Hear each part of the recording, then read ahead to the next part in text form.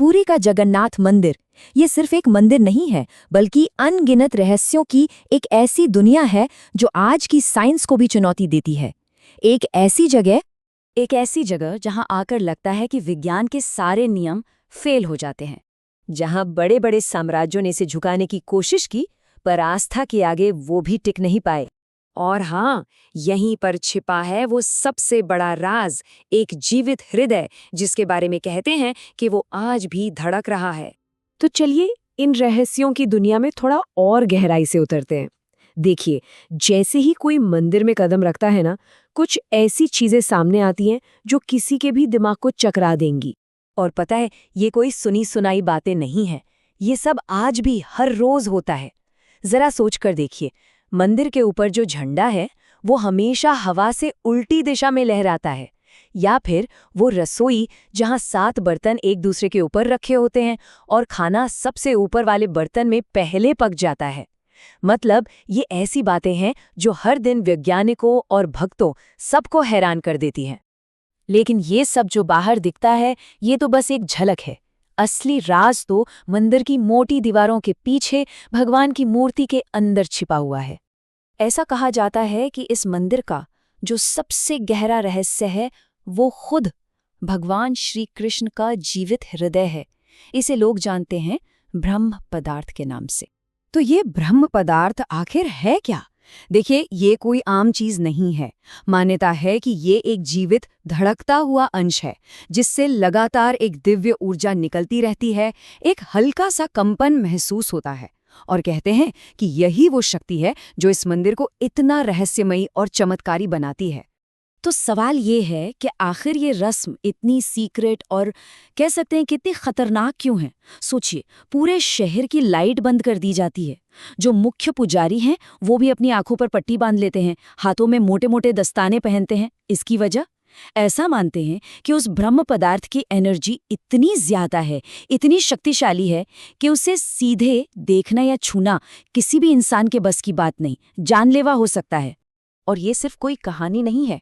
साल 2015 में जब ये नवकलेवर की रस्म हो रही थी, तब एक पुजारी ने गलती से इसे छू लिया था और नतीजा बहुत भयानक था।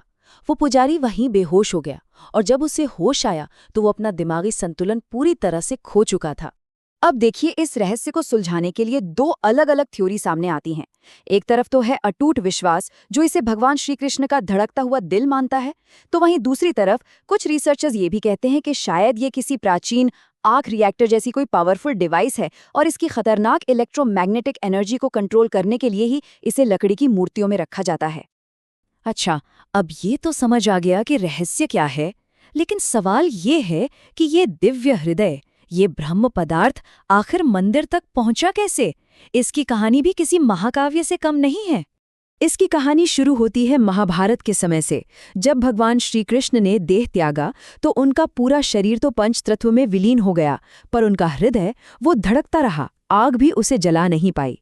फिर उसे नदी में बहा दिया गया, जो सालों बाद एक आदिवासी प्रमुख को मिला।